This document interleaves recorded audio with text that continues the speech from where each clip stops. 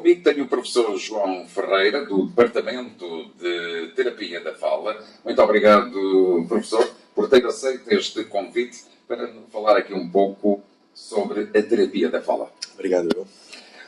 Como é que é comunicar sem falar? É o tema que vamos abrir. Como é que se consegue fazê-lo? Há várias formas, mas como? Comunicar sem falar pode ser feito de diversas maneiras, não é? Todos nós, desde que nascemos, começamos a comunicar, ainda em bebés, sem usar a fala, não é? Os bebés normalmente começam por comunicar através do sorriso, do choro, e isto é o desenvolvimento normal. Portanto, quando um bebê, ainda não sabendo falar, precisa de comer, normalmente chora, porque quer alguma coisa, não é? E os pais conseguem estabelecer uma relação. E aí as crianças vão fazendo uma aprendizagem de, espera, eu quando choro, os meus pais vêm a correr e vêm-me dar alguma coisa. Ou pegam-me ao colo, ou vêm-me dar comida. Portanto, começa-se aqui os princípios da comunicação. E isto é a comunicar normal, o desenvolvimento normal de comunicar sem falar. Mas depois também usamos gestos, usamos as expressões faciais, já quando somos mais velhos já conseguimos perceber, e mesmo as próprias crianças conseguem perceber as nossas expressões faciais.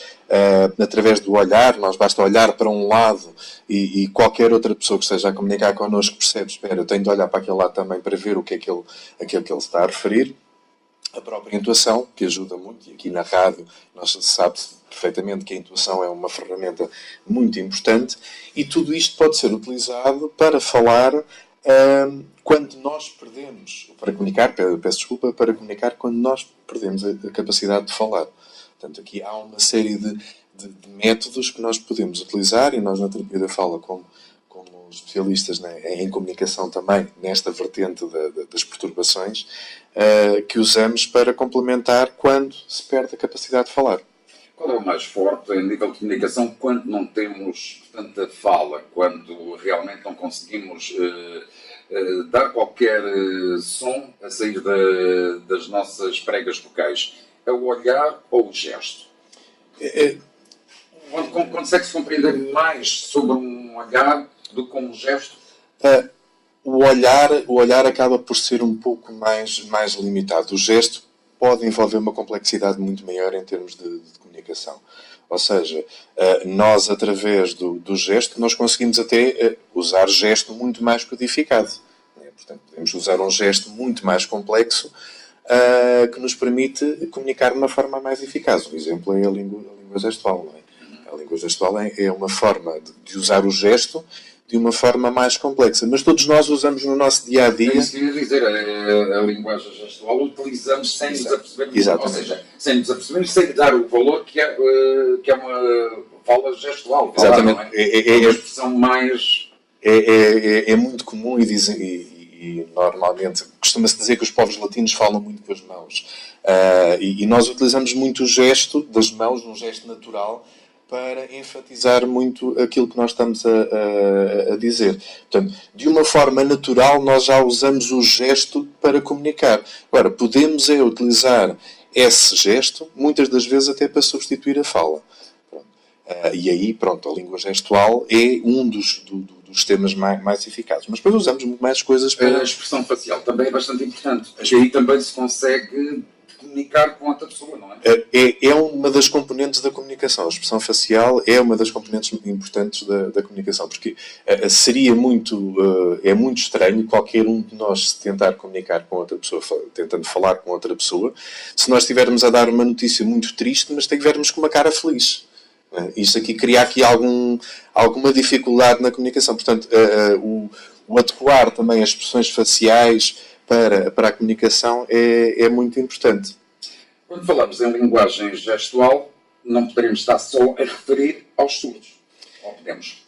A língua gestual portuguesa é utilizada pelos surdos. Agora, nós podemos utilizar mais uma série de outros modelos de comunicação com o gesto que não são só para surdos. Nós podemos estar a utilizar, por exemplo, existe uma coisa que é a linguagem Makaton, que é um sistema já próprio para comunicar com crianças, e este foi pensado para crianças com déficit cognitivo, nomeadamente o síndrome Down, em que se utiliza um gesto mais simples para comunicar e para complementar aquilo que essas crianças não conseguem através da fala. Então, isto aqui, a língua gestual portuguesa é usada pelos surdos, mas depois o gesto codificado e como língua também pode ser utilizado noutras patologias. A gestual não é utilizada no dia-a-dia a nível escolar, só quando há mesmo... Não, a língua gestual não é utilizada no dia-a-dia nas escolas. Existem escolas onde estão integrados alunos surdos que utilizam depois a língua gestual também como modelo comunicativo, mas muito limitado para a comunicação com o estudante surdo. Antes de desenvolvermos, portanto, irmos mais avante, poderemos, por exemplo, e quando fala nas crianças, curiosamente a criança em si tem uma capacidade muito grande de lidar com outras crianças de outros países, neste caso a nível de linguagem, conseguem-se quase a perceber, e às vezes até os pais ou familiares dizem, é curioso, saímos do nosso país ou estamos com parentes que vêm de fora e que já utilizam muita outra língua, curiosamente as crianças conseguem adaptar-se com uma facilidade que o adulto não consegue. A criança, no seu desenvolvimento, tem uma capacidade adaptativa muito grande. Pronto. E tem uma facilidade muito maior e eu julgo também que passam um bocadinho por serem mais tolerantes com algumas diferenças do que o adulto e mais pacientes. Portanto, e gostam muito mais de interagir com o outro que é próximo. Por daí terem maior facilidade depois em aprender e... mesmo, por exemplo, quando nós temos o caso de crianças que vêm do estrangeiro para cá, têm uma capacidade mais rápida de se adaptar, de aprendizagem, de se adaptar a um ambiente completamente diferente. E pode-se dizer que a criança em si, e agora quando fala de jovens que vêm de outros países e que trazem a sua língua materna, a criança consegue-se estar a adaptar e consegue-se, entre eles, compreender o que estão a querer comunicar, enquanto o adulto tem mais dificuldade? Há estudos que realmente chegam a esse acordo. Sim, as crianças depois têm... Será que eles entendem mesmo o que o outro quer, desde a brincadeira, desde partilhar? Porque normalmente como partilham gostos mais próximos, é mais fácil deles interagirem. Não quer dizer que a comunicação seja eficaz. Agora, que acaba por ter alguma funcionalidade, porque partilham, porque basta trocar com um brinquedo, com um carro, com uma boneca, com outra coisa qualquer, e é muito mais fácil deles depois interagirem do que depois interagir com o adulto, porque não há tanta proximidade em termos dos gostos, das interações não são diferentes. Não é? E quando há aquelas pessoas que têm uma dificuldade de comunicar pela fala e que são pausadamente a falar, isso é uma ajuda e é uma aprendizagem que têm para tal. Às vezes pessoas que acabam por ter um AVC ou pessoas que têm dificuldade motora a nível de fala e aquele gesto, aquela forma de tentar exprimir é bom, porque nós às vezes a falar até corremos demasiado, que às vezes queremos entender, olha, por acaso não percebi bem ou isto ou aquilo. Aí quando diz corremos é um dos grandes defeitos que nós temos. Quando estamos depois de linguagens, não é? Os tais calões.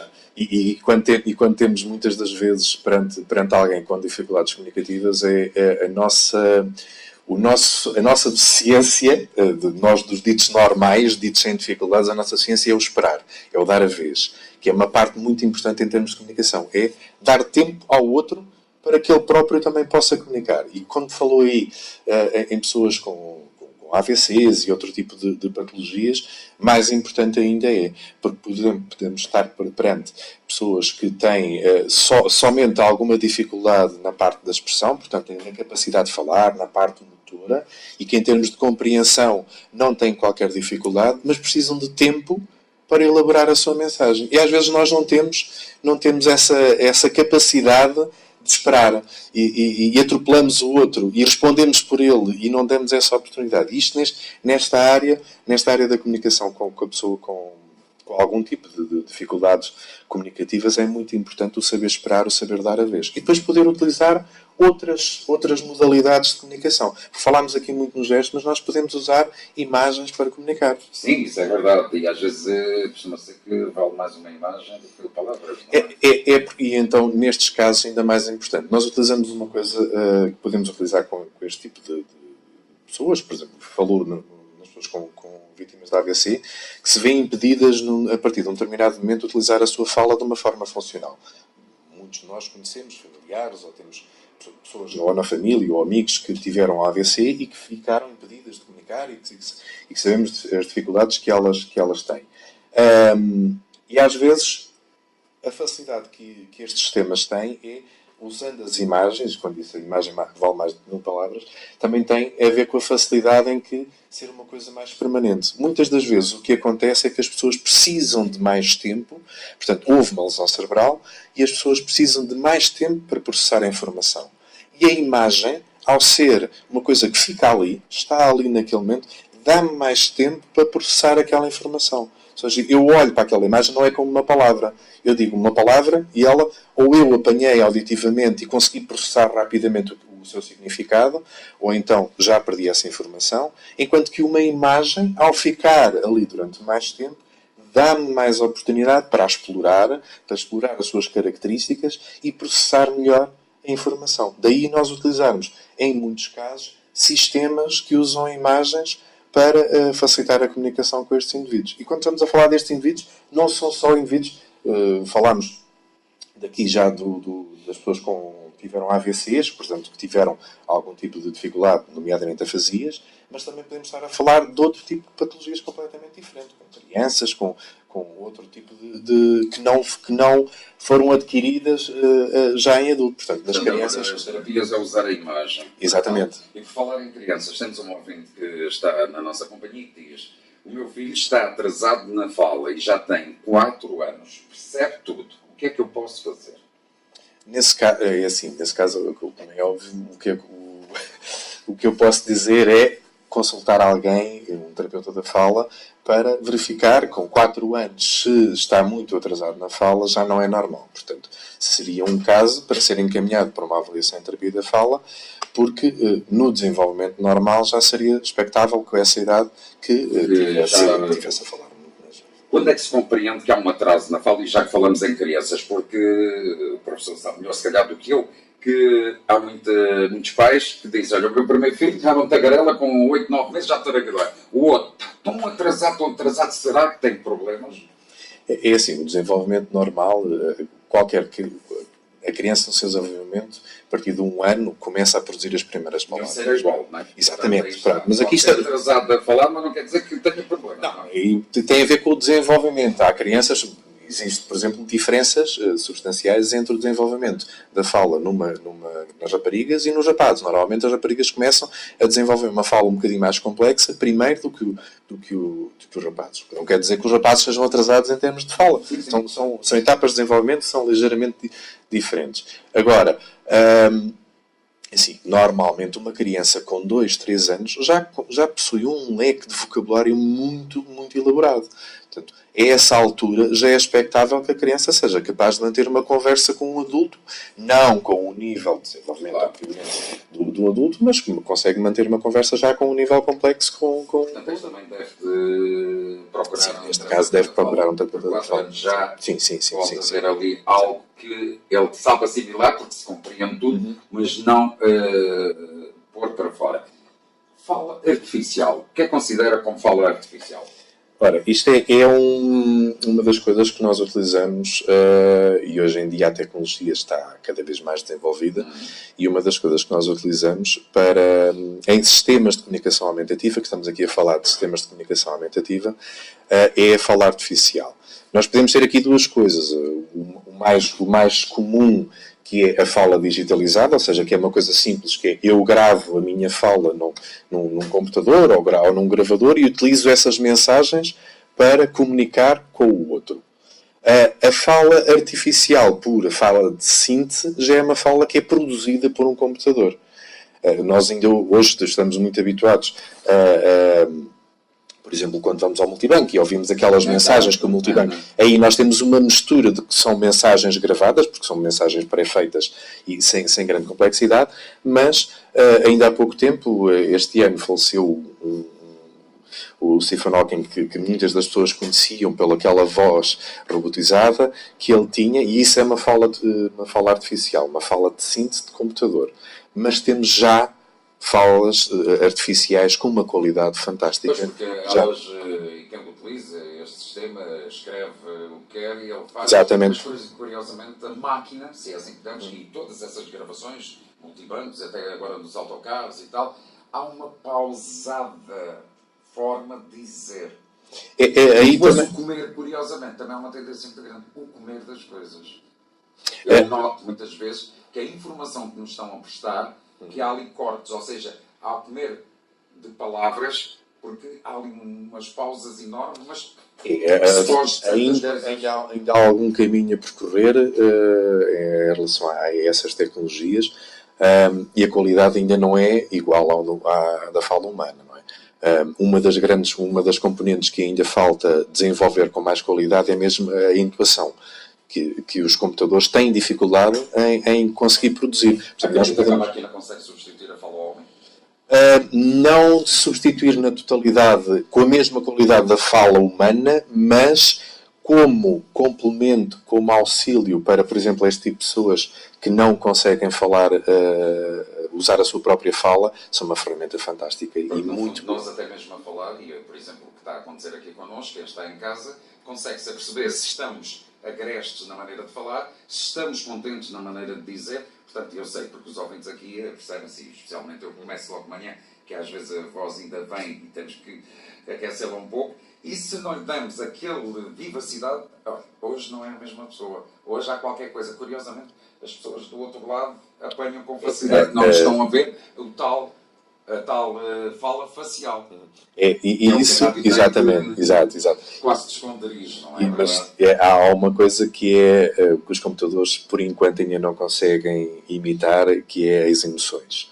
Pronto. E toda a parte da emoção que nós também conseguimos trazer... passada pela fala, não é? Exatamente. E completamente. Porque, por exemplo, que há uns anos, eu numa apresentação num congresso, demonstrei a utilização de fala sintetizada, e para fazer uma apresentação e ler textos normais, a fala era muito eficaz. Mas depois, por exemplo, tentei transmitir através do computador a leitura de um poema. É uma desgraça. E para cá está, como a gente costuma dizemos, o ser humano não há iguais, e então cada um tem a sua forma, até aquele que escreveu para aquele que te lê. E até às vezes podem gostar mais daquele que está a ler do que aquele que escreveu. Exatamente. Há pouco a nossa ouvinte fez-nos aquela questão e diz: o meu filho já fez exames a tudo. Será que fez todos os necessários? Pois aí não sei se ela terá feito, não sei se ela terá feito todos os exames. Existe muita coisa que pode ser feita. Normalmente costuma-se fazer uma pesquisa a nível de dificuldades auditivas, mas a avaliação pelos profissionais é muito importante. Isto aqui não conseguimos fazer... Agora uma situação. Fala tem a ver com a audição? Tem. Portanto, aquilo que não captarmos é aquilo que não conseguimos gerir por fala? Por exemplo, na fala das pessoas com surdez, aqueles surdos que conseguem produzir fala, normalmente nós achamos que há ali uma fala um pouco estranha. E essa fala muitas das vezes é um pouco estranha porque eles não têm aquilo que nós chamamos que é o feedback auditivo. Ou seja, nós próprios ouvimos a nossa fala e regulamos a nossa fala conforme aquilo que ouvimos. Muitas das vezes há crianças que apresentam pequeníssimas alterações a nível de fala, e que quando nós vamos verificar, vamos fazer uma análise mais cuidada a nível da audição, nós vamos ligar aquelas pequenas falhas em alguns dos sons da fala, estão relacionadas com pequenas dificuldades em determinadas frequências que as crianças não conseguem ouvir, e que aí depois trazem transtornos a nível da produção da fala. Ainda falando de crianças, é normal a gente ter um bebê e a comunicação dele, logo de início, ele tá, aquele pau de rear é próprio. Sim. Há uma explicação que é a forma como ele nos quer transmitir algo? Aí tem a ver com a capacidade, tem a ver com o desenvolvimento, portanto, novamente, e tem a ver com a capacidade motora que as crianças apresentam.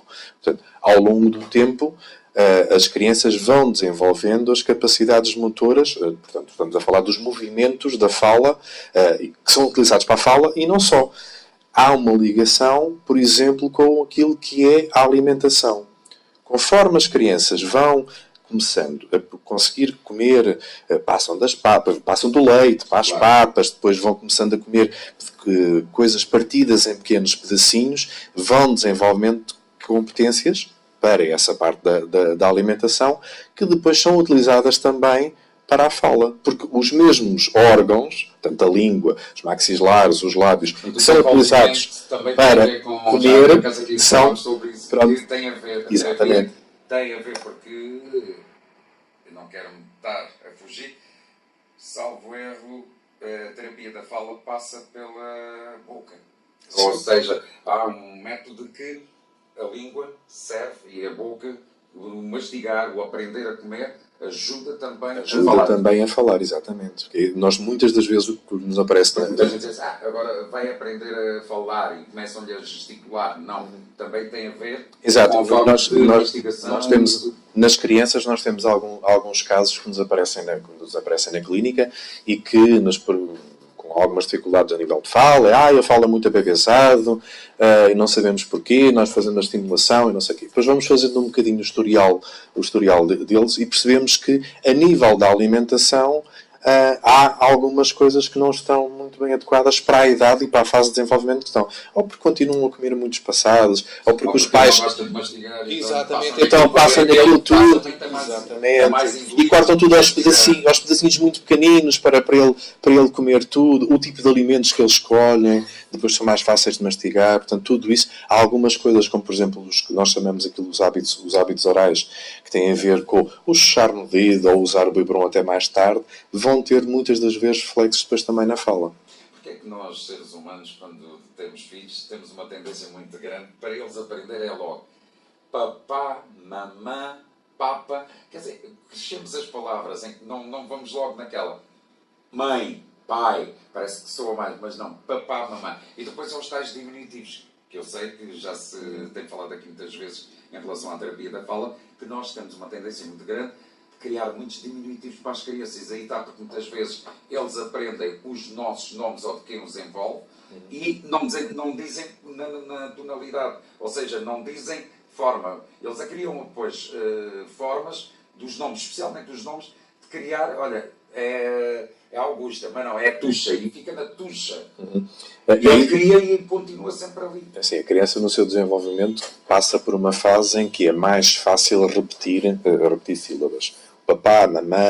Mas é por isso que a gente até não tem exato, claro. Quando ele já diz papai, ele às vezes diz papa, se calhar. Não, e muitas das vezes ele disse uma coisa aproximada e sem qualquer significado, e nós atribuímos significado a isso, não é? Porque nas primeiras vezes que ele vai dizer papá ou mamã, não está a dirigir propriamente ao papá ou à mamã.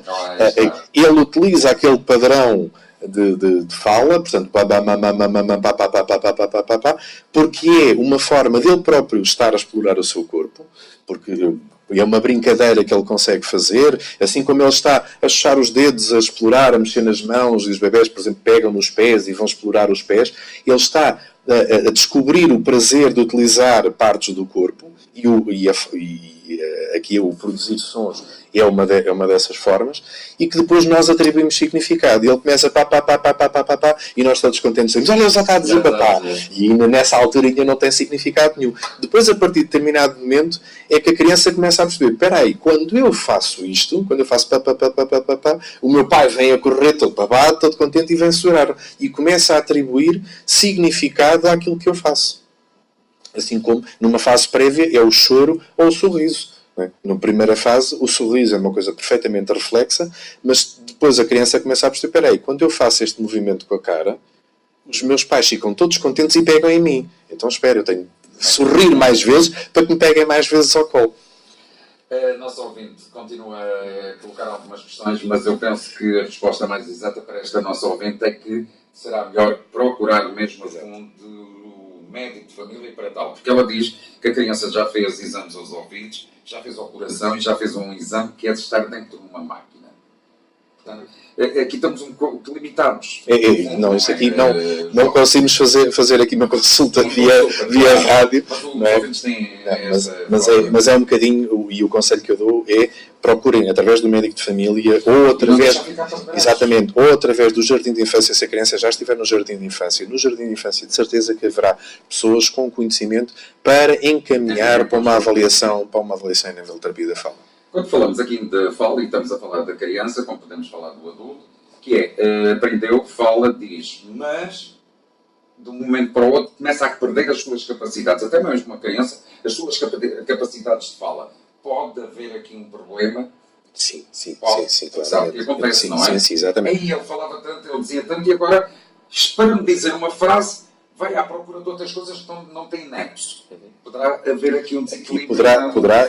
Existem muitas patologias em que ocorre exatamente isso, em que há um desenvolvimento normal até determinada idade e depois começam-se a perder competências. E às vezes os pais quase nem se apercebem se houve qualquer coisa, não é? Sim.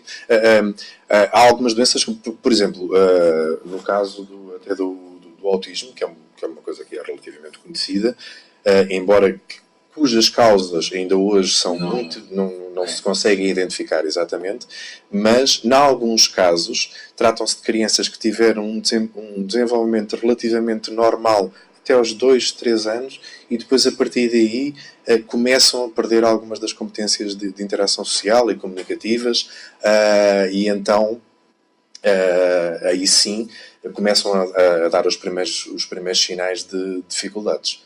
Portanto, depois, nos adultos, pode acontecer por diversos motivos, os mais conhecidos, os AVCs, mas existem também nos adultos outras doenças degenerativas que podem levar a que se vá perdendo ao longo do tempo competências a nível da fala e depois comunicativas. Estou a falar, por exemplo, da esclerose lateral amiotrófica, que é uma coisa que se tem falado muito também, que se tem dado algum destaque nos últimos anos e que é uma doença degenerativa, portanto, que vai começando a perder capacidades e que nós vamos, ao longo do tempo, perdendo, por exemplo, a capacidade de falar, a capacidade de andar, e aí é uma das áreas de atuação da terapia da fala, e quando falámos ainda há pouco da fala artificial, é uma das áreas onde se tem utilizado mais a fala artificial para este tipo de utentes, porque com as novas tecnologias permite continuar a manter algumas competências com este tipo de utentes. E a tecnologia nos últimos anos tem desenvolvido muito. Nós estamos a falar de patologias em que, ao longo do tempo, começa-se a perder aos poucos algumas capacidades. Era aí que eu ia chegar, derivada da idade, perde-se. E depois tem a ver também com a dita alimentação, porque já uma pessoa que não mastiga tanto, já come ao final do dia a sopinha, se calhar o pão já é carcaça, não é o pão mais guisto, aí começa a perder. Aí entra também a terapia da fala, ajudar a forma de mastigar para desenvolver. Aí a manter competências, aí nesse caso trata-se de manter. A pessoa começa a atabalhoar, assim como chamam. Olha, ele já não diz as coisas, e às vezes pensam, se calhar alguma coisa que lhe passou, se calhar deu-lhe uma coisinha suave, mas não quer dizer que acontecesse. Pode não ser isso, pode também a forma como vai sendo alimentado aos poucos. Também pode ter a ver com isso, não é? Nós temos aqui uma série de fatores que podem levar a que se vá perdendo. A idade é uma delas, não é? E nós vamos perdendo capacidades motoras e mesmo cognitivas ao longo do tempo, no envelhecimento dito normal, isso é comum, e aí pode haver, embora não seja ainda uma área de muito comum de trabalho, que é o tentar preservar competências na velhice, já se começa a fazer alguma coisa mais na parte motora, sim. Nos lares de idosos, quase todos os lares já têm um fisioterapeuta para ir mantendo alguma mobilidade nos dentes, mesmo a nível da terapia ocupacional, todos uma série de técnicos que trabalham nessas áreas. A terapia da fala ainda não entrou muito dentro desse campo. Entramos mais quando há, efetivamente, doença já comprovada, e aí nas neurodegenerativas é uma área já de atuação que sim, o terapeuta da fala tem um trabalho muito grande a fazer. E aí pode ser por coisas tão simples, entre aspas, como preservar competências para a alimentação e que não se facilitem demasia a tarefa da alimentação. Porque muitas das vezes o que nós vemos é que novamente se começa a facilitar. Espera aí, ele já está... e então não mastiga bem, então vamos arranjar papas, vamos fazer coisas, e que se perde. O que acaba por haver é, além de perder competências motoras, a parte cognitiva também, porque se deixa de fazer uma estimulação muito importante, que é os sabores, os aromas, porque se nós pegarmos nas nossas comidas e passarmos aquilo tudo, que é muitas das vezes o que acontece, que é passar a comida normal toda junta e não sei o que, aquilo fica uma coisa, além de um aspecto que muitas das vezes não é o melhor, mas mesmo em termos de sabor... Que é os sabores, juntou todos num só. Exatamente, tudo isto é estimulação, e que nós podemos não valorizar, mas é estimulação cognitiva também. Porque estamos a estimular diferentes sabores, diferentes texturas, o que é muito importante para manter competências nos adultos.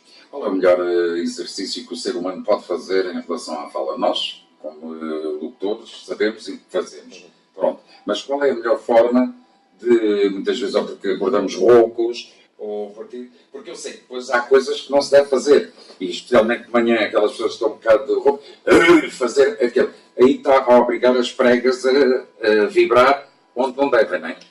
Exatamente, aí é uma das coisas que nós não devemos. E há pessoas que gostam muito de fazer logo o gargarejo e ou seja, forçar demasiado. Então, aí estamos a fazer uma coisa que nós normalmente, o exemplo que nós costumamos dar é as cordas vocais funcionam como se nós estivéssemos quase a bater palmas, mas nós batemos as palmas de uma forma suave. Não é aquele bater de palmas forte, mas em que temos, por exemplo, a palma da mão meio encostada e vamos fazendo o encosto suave das mãos. Isso é como as pregas vocais, ou as cordas vocais, como normalmente se costuma chamar. As pessoas chamam, mas eu sei que há muita gente não gosta de vocês especialmente. Não são cordas, são pregas. São pregas, exatamente. Depois, o que é que nós estamos a fazer quando estamos a fazer esse pigarrear, não é isso? O que estamos a fazer... É uma coisa que fazer isto tão fácil. Exatamente. E que ali no momento alivia um bocado, porque estamos a tirar normalmente o que acontece de manhã é que temos algumas secreções acumuladas nas nossas pregas vocais. E isso, efetivamente, limpa ali um bocado. Mas o que nós estamos a fazer, basicamente, é esfregar a prega vocal uma na outra. Ora, se nós estivermos durante um bocado a esfregar as nossas mãos umas nas outras, o que é que vai acontecer? Vamos começar a ficar com as mãos quentes, mas também com a pele um bocado abrasada. Portanto, vamos estar a ter um comportamento muito abrasivo para a pele. Nas pregas vocal é exatamente a mesma coisa. Portanto, estamos a provocar algum tipo de lesão. E se for um comportamento, não é, quer dizer, por fazer uma vez ou outra durante o dia, não tem grandes consequências. Agora, se for um comportamento repetitivo e rotineiro, aí sim, nós podemos depois vir a desenvolver algum tipo de patologia a nível da prega vocal. Também fazemos grandes asneiras em relação às nossas pregas vocais, que há pessoas que adoram imenso beber o café quando sai da máquina está escaldando, e depois beber um copinho de água, por muito que seja uma água natural, de torneira, há um choque logo muito grande ali para as pregas. O choque térmico na mucosa da prega vocal é complicado. O café já de si, o café não vai para a prega vocal. Não é? Sim, o café só vai para a prega vocal se alguma coisa correr mal. Mas exatamente. Não, mas a temperatura e a prega vocal não está depois desligada depois das outras estruturas. Portanto, o café vai acabar por provocar também alguma irritação em toda a mucosa. Desidrata um bocadinho, portanto é uma coisa um bocado... E depois se nós temos um café muito quente, muitas das vezes, e depois vamos beber um copo de água frio, estamos aqui a fazer um choque térmico que pode ser complicado. O álcool também é prejudicial. O álcool também é prejudicial. E muitas vezes na sequência disso, não é? Sim, o álcool é prejudicial, o tabaco. Sim, essa também para não falar no tabaco, não. Isso aí, e aí vai diretamente para a prega vocal, não é? Porque passa o ar, agora ele passa por lá, não é? O álcool o que provoca é, além de desidratar depois também toda a mucosa da boca e por consequência a nível da laringe também desinfeta também. Mas depois, muitas das vezes, o que o álcool também faz é uma das chamadas doenças modernas que têm a ver com o refluxo. Portanto, vai afetar o estômago e vai provocar algum refluxo. E o refluxo, aí sim, tem muita tendência para afetar depois as pregas vocais. Portanto, o refluxo é aquilo que nós às vezes sentimos que parece que temos aqui uma acidez a nível da garganta, temos acidez no estômago e então que vai provocar alguma lesão também a nível da prega vocal. É uma coisa que é tão simples e que toda a gente quase faz, por exemplo, ao deitar e que vocês não aconselham nada, que é, em vez de beber um copo de água quando se deita, é beber um copo de leite. Exatamente. As pessoas esquecem-se que ele, a partir de uma certa fonte, o leite começa a coalhar e esse coalho muitas vezes fica ali. O leite tem ácido lático. Portanto, havendo um ácido, é sempre agressivo para a mucosa. glucosa. E, quando nós, e além de que o leite depois também tem uma questão que tem uma digestão mais lenta. E se nós vamos beber um copo de leite imediatamente antes de nos deitar, o que nós estamos a promover é uma digestão lenta de alguma coisa e que muitas das vezes vai novamente então provocar, e é isso. Os médicos otorrinos são os maiores especialistas para indicar isso, não é? O tal refluxo esofágico que muita gente já tem, depois andamos aí a encher-nos com comprimidos como omeprazol e coisas desse género para combater depois o refluxo esofágico e que tem problemas também como consequência. Depois, muitas das vezes o que acontece é que, como consequência, temos de manhã, acordamos e temos a boca completamente seca e não percebemos. Mas até bebi qualquer coisa ontem à noite e hoje de manhã tenho a boca tão seca. E isso muitas das vezes é um dos primeiros sintomas desses problemas a nível de estômago que depois vão trazer problemas noutra... A gente adormece, mas o organismo continua a trabalhar. Exatamente.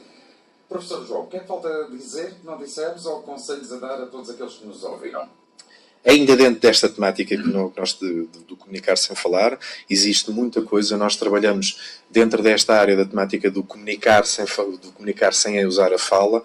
Nós temos só alertar para que existem várias patologias, quer nas crianças, quer nos adultos, onde nós podemos recorrer a outro tipo de meios para falar, entre aspas, ou seja, comunicar sem utilizar a fala. Nas crianças nós temos coisas tão comuns como a paralisia cerebral, o autismo, a surdocegueira, que já é uma coisa muito mais, uma patologia mais complexa, mas todas as crianças que não conseguem utilizar a fala de uma forma funcional, portanto, e que podem não vir a desenvolver fala ao longo da sua vida, é uma área de atuação que nós temos para utilizar sistemas que podem utilizar ou um computador ou cadernos com imagens que são feitos pelos terapeutas da fala, com auxílio dos pais e dos educadores, dos professores, que podem facilitar a comunicação e a integração destas crianças na escola. E é muito importante isto. E é uma das coisas que, por exemplo, o que acontece é que às vezes há pais que têm muito receio de o meu filho vai começar a utilizar essas imagens e depois não vai querer falar. E exatamente o contrário. Estimula ainda mais, porque vai estimular a comunicação. Exatamente. E vai estimular a comunicação, portanto, vai melhorar a interação com o outro e vai trazer muito mais oportunidades de ele vir a desenvolver comunicação e fala de uma forma mais funcional. Depois, por outro lado, nós temos aquelas pessoas que perderam algumas competências comunicativas, fruto de um acidente, tiveram um traumatismo craniano, ou tiveram um AVC, ou nas doenças degenerativas em que vão perdendo lentamente competências para a fala. Novamente aqui nós podemos ter uma área de atuação em que utilizamos as novas tecnologias, os computadores. Hoje em dia, por exemplo, nós conseguimos, mesmo para pessoas que não tenham mobilidade nenhuma e que só conseguem mexer, nos casos mais extremos, já só conseguem com o olhar fazer algum tipo de movimento, e nós temos os sistemas, aquilo que nós chamamos de sistemas de eye tracking, que é, através do olhar, nós conseguimos interagir com o computador. Portanto, o computador detecta o movimento dos nossos olhos e nós conseguimos controlar o computador na sua totalidade. E através desse controle do computador, conseguir comunicar com o outro através da fala artificial, mandar e-mails, escrever textos, etc. Há um filme que eu recomendo que as pessoas possam, se quiserem ver, já é um filme com alguns anos, que é o Escafandria Borboleta, em que trata exatamente de um caso em que houve um adulto que teve um acidente vascular cerebral, no caso do tronco cerebral, e que perdeu completamente a capacidade de se movimentar, de falar, e só consegue mexer os olhos. E ele, apesar dessas dificuldades todas, consegue vir a escrever um livro sobre a sua vida. Portanto, usando este tema, há uma grande capacidade de adaptação, e hoje em dia, com as novas tecnologias, nós conseguimos fazer muitas mais coisas. Ajudam muito. Não substituem, mas são uma ajuda muito grande para este tipo de coisas. Professor João, muito obrigado por estar connosco. Obrigado. Até uma próxima. Obrigado. Tudo bom.